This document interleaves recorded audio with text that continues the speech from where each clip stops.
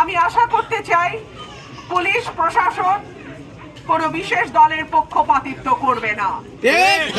আমি আশা করতে চাই পুলিশ প্রশাসন, সরকার, নির্বাচন কমিশন দলীয় প্রার্থীর উপর আইনের প্রয়োগ যেমন করবে, স্বতন্ত্র নির্দলীয় প্রার্থীর উপরও আইনের প্রয়োগ সেরকমই। দলের প্রার্থীর উপর আইনের প্রয়োগ নাই, নির্দলীয় প্রার্থীর উপরে দফায় দফায় জুলুম, এটা যেন না হয়।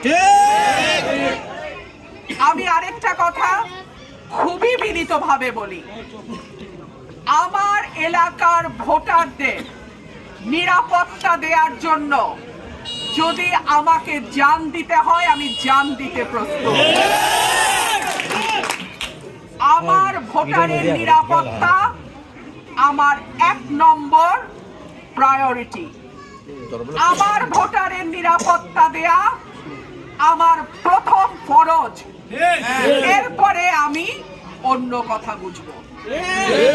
আমি সকলকেই বিনীতভাবে বলি, যার যার ভোট শেষে করুন, যার যার প্রার্থীর পক্ষে শেষে প্রচারণা চালান, নির্বাচনকে নোংরামিতে পরিণত করবেন না। জনপ্রিয়তা যার বেশি, মানুষ যাকে চায় সেই নির্বাচিত হবে। সেই কারণেই তো মানুষের দরজায় দরজায় আমাদের যাওয়া। আগামী গত 15 বছর নির্বাচনের জন্য মানুষের কাছে যেতে হয় নাই, অটো পাস হয়ে গেছে। এইবার যেন কোনো দল মনে না করে আরেক দল তো নাই, এইবার আমাদের অটো পাসের সময়। খবরদার, আমি আবারও বলি, হাসতে হাসতে বলি, খবরদার, সরাই লাশুগঞ্জ রুমিন ফারহানার আসন, এখানে কেউ স্বপ্নেও ভোট কারচুপির কথা ভাইব না, স্বপ্নেও কেউ ভোট কারচুপির চিন্তা করিও না। আগামী 12 ফেব্রুয়ারি আমাদের জাতীয় নির্বাচন। এই দিনটি আমাদের জন্য অত্যন্ত গুরুত্বপূর্ণ। গত 15 বছর বাংলাদেশের মানুষ ভোটের অধিকার বঞ্চিত ছিল। গত 15 বছর মানুষ তার পছন্দের প্রার্থীকে ভোট দিতে পারে নাই। গত 15 বছর প্রশাসনের একটা জুলুম ছিল, বিশেষ করে বিরোধী দলের নেতা কর্মীরা কেউ ঘরেও থাকতে পারে নাই। আশা করি আগামী 12 ফেব্রুয়ারি যে জাতীয় নির্বাচন হবে, এই সরকারের অধীনে তারা যে ওয়াদা করেছে, নির্বাচন হবে নিরপেক্ষ, নির্বাচন হবে সুষ্ঠু। আশা করি এই নির্বাচনটি সরকারের কথা মতোই সুষ্ঠু, অবাধ, নিরপেক্ষ হবে।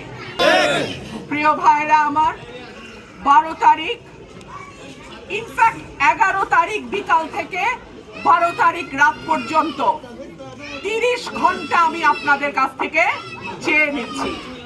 এই 30টা ঘন্টা আপনারা সাবধানে থাকবেন, সচেতন থাকবেন, যার যার এলাকার ভোট কেন্দ্রের পাহারায় থাকবেন। একটা জাল ভোটও যেন না পড়ে।